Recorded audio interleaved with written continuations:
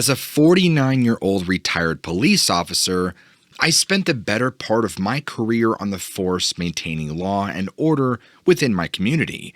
But throughout the years, I would develop a keen sense for assessing situations quickly, a necessity for staying safe in the line of duty. Combine that experience with a lifetime of growing up and living in rural parts of the country where tracking and hunting were often a part of my daily life growing up, you might say I've come to trust my instincts when things don't quite add up. Now, during my time on the force, I come across my fair share of unexplained occurrences and situations that left even my seasoned colleagues scratching their heads. You learn to become a storyteller of sorts, as each experience leaves a mark on your life. Now, with that in mind, I'd like to share a personal encounter of mine dating back from around Halloween of 1988. Now, this incident occurred in St. Clair County, Michigan, right near Michigan Highway 21. Now, it was the time of the year when the leaves begin to change as the crisp fall air sets in, and like I said, it was right around Halloween. Now, my two friends and I had decided to venture into the state forest for deer hunting season. We set up camp on a small ridge, roughly about 1 mile away from the junction of the two roads previously mentioned, a spot we believed would provide us with good vantage points for spotting our quarry. Now, as darkness settled, we set to work on building a fire, getting it going with a comforting warmth that chased away the chill of the evening.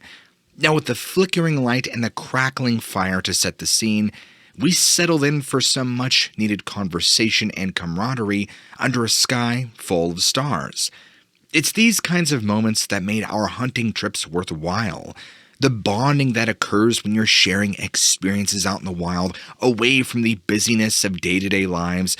But that's all part of the experience, right? Well, so is what happened next. Subconsciously, I was always on alert as the instincts from my police training would always kick in, but what we experienced went far beyond anything I'd ever encountered. This left questions in what would stay with me long after my career came to an end. Now, as the night wore on and our fire gradually began to lose its glow, we decided it was time to retire to our tents, each of us eager for a decent night's rest before the early morning hunt. Now, I'd always been a light sleeper, and being in the woods only seemed to heighten my senses. The sounds of the woods, which had earlier seemed serene and soothing, now had a slightly ominous edge in the darkness. You'd tend to imagine a little more than when you're out there with nothing but a thin layer of tent fabric between you and the great unknown. Now, it was right around midnight when I awoke to the distinct sound of something moving through the underbrush nearby. Now, my instincts immediately took over. I carefully sat up in my bag, straining to listen to the nighttime soundscape. Even my hunting buddies seemed to be sound asleep, their steady breathing mixed with the forest ambience. Now, as the footsteps drew nearer, a distinct feeling crept over me. This was nothing ordinary. Whatever was out there seemed to be moving with intention, as though specifically drawn to our campsite. Gathering my courage, I quickly unzipped the tent and slowly peered out. My vision was still blurry from sleep. The moon was waxing, and its glow cast pale shadows across the forest. It was then that I spotted it. I say it because I don't know what it was. A large, dark silhouette that seemed to be pacing back and forth through the tree line. Its movements were deliberate but eerily silent. It didn't take long for me to rule out the possibility of this being a black bear or any other common four-legged forest dweller. I mean, the size and bipedal nature of the figure stood in stark contrast to the surrounding flora. Now, I realized I was not only aware of its presence, but that it seemed aware of me as well. It had noticed me watching and even appeared to be sizing up our campsite, as though gauging the potential threat we posed. torn by a sense of curiosity and responsibility, I decided that I had no choice but to wake my friends and inform them of this unsettling visitor. As I silently roused my companions from their slumber, the enormity of the situation really began to dawn on us. Here we were, 3 seasoned outdoorsmen, and in my case, a retired cop, faced with a scenario that seemed to defy all reason. We huddled together, freaked out, and one question loomed larger than any other. Who or what was lurking? As we cautiously emerged from our tents, the air around us seemed to be filled with an electric tension. As though our presence had intensified the situation, we began to coordinate a plan. Our hunting rifles were still in the tent, and we couldn't risk retrieving them while the unknown figure remained nearby. We had other concerns as well. We were miles away from the nearest town, and even if we could call for help, what would we tell the authorities without sounding insane? Even as a cop, I realized the ridiculousness of the situation. So as we talked amongst ourselves, the mysterious silhouette seemed to be growing bolder, its figure emerging from the shadows cast by the moonlit trees. And as it stepped into the light, its form became clearer. The creature we saw was massive, shaggy, and its frame towered over us at an estimated 10 feet tall. The sight alone took our breath away, and an overwhelming mix of shock and disbelief that left us unable to move or speak. It appeared to hold a certain intelligence, its eyes locked on us with an intensity that was both curious and unnerving. Its massive chest rose and fell with each deep, labored breath, as though it had been exerting itself before revealing itself. I could feel the weight of its gaze, the penetrating stare of a being that was unafraid to confront us on our own terms, in our own domain. We stood there in what I would call a tense standoff, unsure of how to proceed. Our years of experience in the woods and my time as a cop had never prepared us for a situation like this. It was almost as if the creature could sense our uncertainty, for it suddenly emitted this low, shrieking noise.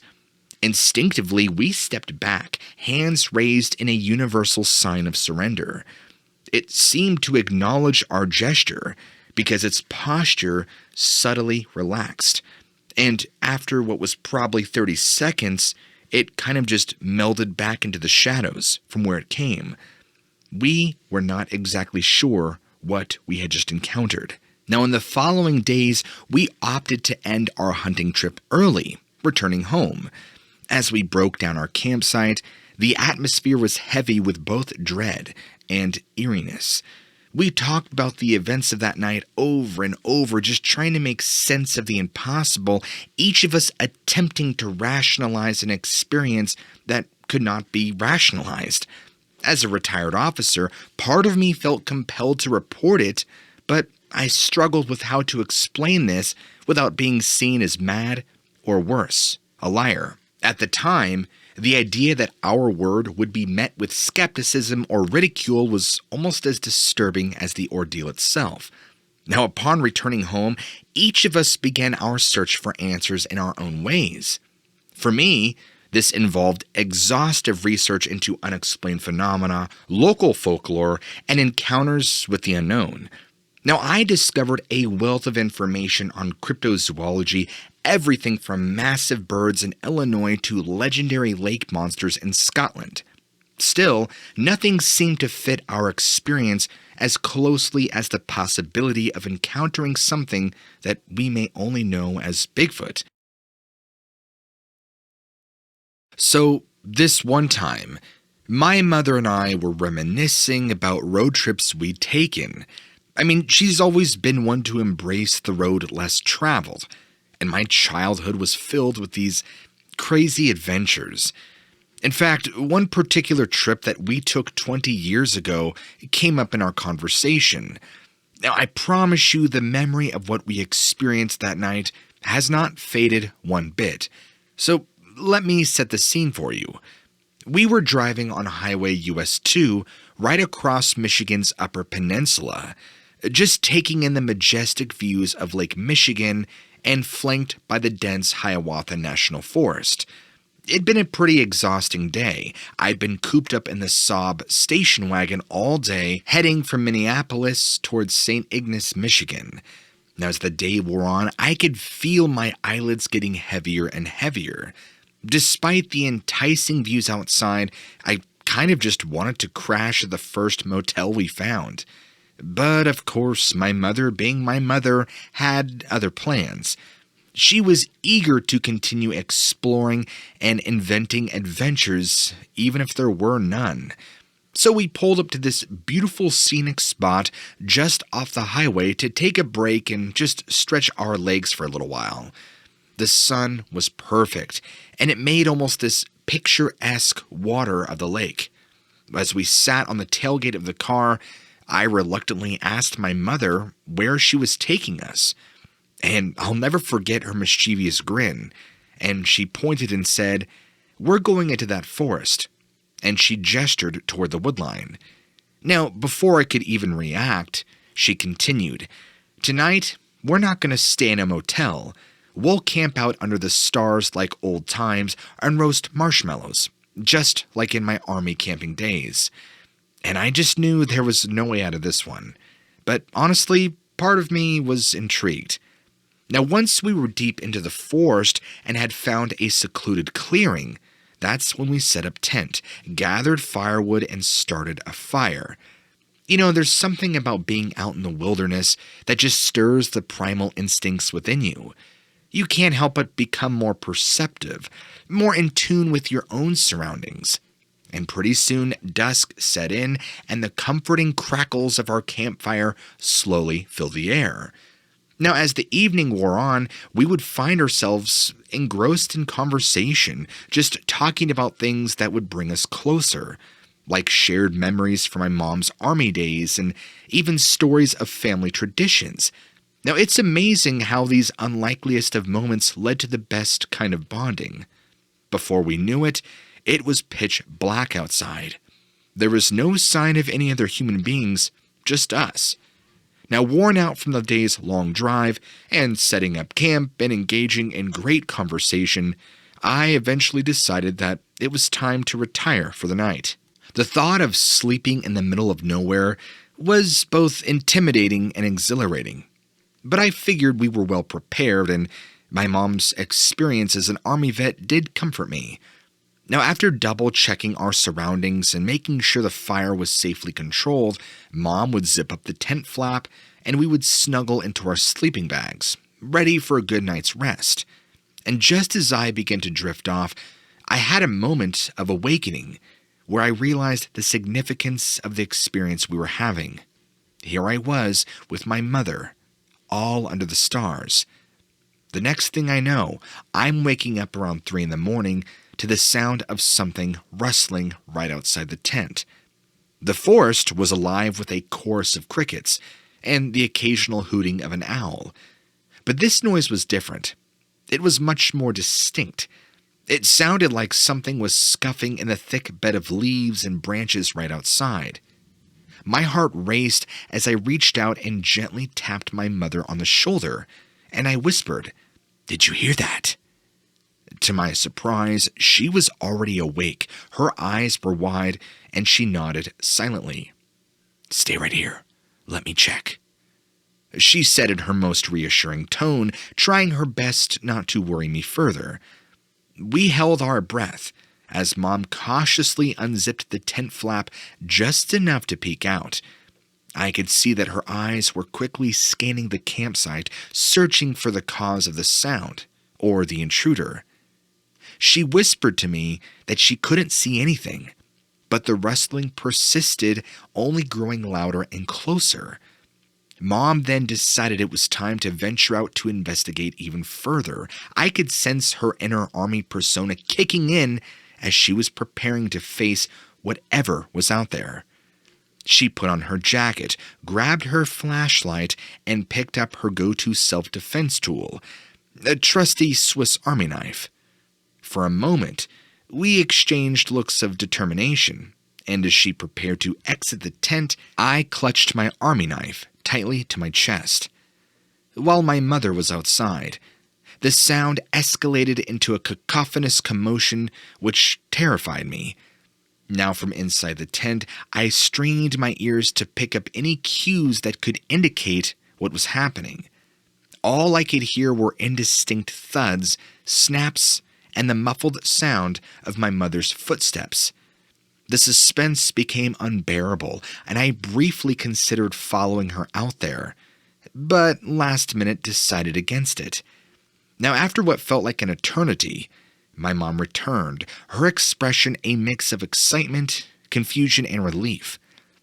"You're not going to believe what I just saw," she had said. Her voice was filled with amazement. I held my breath, eager for some sort of explanation for our midnight disturbance.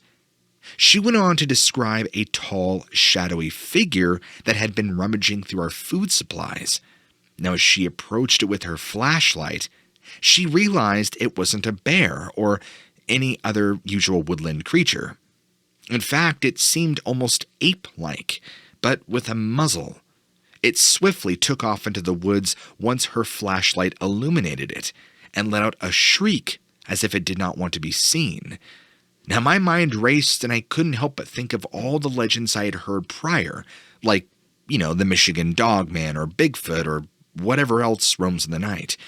Is it possible that we had a rare encounter with one of these beings?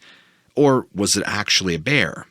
Or was it just some random man scavenging for food? I guess I'll never know for sure. It is important to note that I come from a long line of Navajo who have lived on this land for centuries. Our stories have been passed down to us through generations. Now, growing up, I've always heard tales of strange happenings in our own woods. I remember my elders telling me to be mindful of spirits that called this area their home. They spoke of dark entities lurking in the dark, waiting and watching to those who tread in their territory. Now, as a child, I was always curious but never paid too much attention. Fast forward to 10 years ago, I started noticing strange signs and occurrences in our own woods. I would find footprints that could not have been made by any known animal.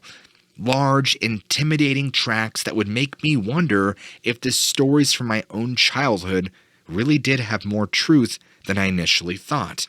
But I'm also part Apache, and I was always eager to learn the ways of my people and participate in key activities. Now, one such activity was hunting with my grandfather and uncle, a kind of rite of passage in our community that I was greatly excited for. It was the first time they would take me along, and I could see the pride in my grandfather's eyes when he handed me my first bow and arrows made in our native tradition. Now, we're going to be kind of hopping back and forth here on the timeline, so bear with me. So we're going to go back real quick. Now, the day finally came when we ventured out into the woods in the early morning, just as it was beginning to rise. The sun, the crisp, cool air filled my lungs as I listened to the gentle rustling of leaves and the occasional bird call echoing through the woods. My grandfather, a wise and experienced man, started offering me advice and tips interspersed with stories from his own forays into the wild. I felt a sense of history and connection. Now, as we made our way deeper, my uncles silently directed us toward a game trail, showing me marks and signs to look for. It was fascinating to see how much they knew about the environment, and I felt very fortunate to be learning from such skilled, knowledgeable trackers and hunters. It would take us hours as we stalked our elusive prey. As the sun began to set, the forest would take on a completely different atmosphere. A quieter but slightly more menacing one, and I could feel the hair on my neck stand up, sensing something was amiss. Now my grandfather, so aptly tuned to the forest's energy, advised us to make camp for the night, as he sensed that something wasn't quite right. We built a small fire, huddled together, and we shared stories of wisdom as the night sky filled up. Eventually, I grew extremely tired and drifted off to sleep. The warmth of the fire and the presence of my family kept me safe. Now, I awoke with a start, hearing the crackling of branches and something moving through the underbrush. The fire at this point had grown dim, and the forest seemed darker and more foreboding now. My uncles and grandfather were wide awake, bows and arrows at the ready. We heard something, a low growl that resonated, triggering instinctual fear. My grandfather whispered a silent prayer, seeking protection from the spirits, and warning us that we might be dealing with something beyond our understanding. The growling intensified, the sound drawing ever closer, cutting through the silence like a chilling knife. And as we were bracing ourselves for an attack, a sudden gust of wind blew through the trees, the air charged with an electrical energy. The growling abruptly ceased, and the feeling of menace lifted just as quickly as it had appeared. My grandfather, his face solemn and serious, urged us to pack up our belongings and leave the area as soon as day broke.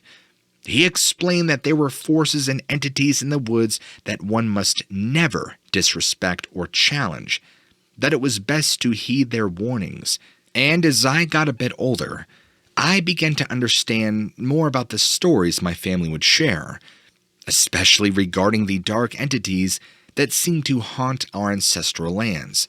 You see, my family has owned a large tract of woodland for generations, lands that have been marked by long-standing superstitions and charged with the energies of the past. It was not uncommon for strange sightings and unexplained occurrences to happen on our property. But there was one particular time when those dark entities seemed to make their presence felt more strongly. It had been a long day of working on the land, and my family and I gathered inside our traditional hogan to share our evening meal together. We spoke of the day's events, swapped stories, and laughed and loved, filling the small earthen space. But as the night wore on, the eerie quietness began to settle on the property. The wind even stopped rustling through the trees, the sounds of nocturnal creatures ceasing, and an uncomfortableness crept up over us. Now my grandmother, a deeply spiritual woman who always seemed to have an innate understanding of the otherworldly, she took this as a sign that something was amiss. She cautioned us all to stay inside and to be mindful of the energies around us. She told us that there was power in these lands, legends of shapeshifters, malevolent spirits that should never be taken lightly. As we listened to her words, the atmosphere grew heavier, and the air even seemed to grow thicker. We could feel the oppressive presence of unwelcome entities encroaching upon our dwelling, the vibration of their dark energy tangible and unsettling. Now by this point, all conversations had stopped, our eyes darting towards the doorway and windows, expecting something ghastly to appear at any moment. My father decided it was time to fight back. Drawing upon generations of knowledge and tradition, he whispered an ancient Apache prayer designed to ward off evil spirits. As my father uttered the prayers, the heaviness in the air began to dissipate, and a strange, calming stillness settled in. We could feel the oppressive presences of the dark entities receding, driven away by the power that was in the prayer. Okay, so anyway, I'm telling you all of this to lead up to this point. Now, some time ago, I had traveled away from our family property and deeper into the desert, a part that stretched far back as anyone could remember. The arid landscape sprawled out before me with its shifting sands, scraggly bushes, and seemingly endless skies. As an avid adventurer and explorer of my people's ancient land, encounters with beings were always in the back of my mind, especially with how I grew up. It was during one of these desert explorations when I found myself standing face to face with something truly sinister. A dreaded Skinwalker spirit known to prowl these territories. From tales handed down by elders in our village, Skinwalkers are creatures who have abandoned their humanity for supernatural powers to take on the forms of animals or even disguise themselves as others. I remember it like it was yesterday. Now, I had just set up camp near a small oasis after a day filled with traversing the unforgiving terrain under an unrelenting sun. The cooling desert air brought relief while dusk settled around.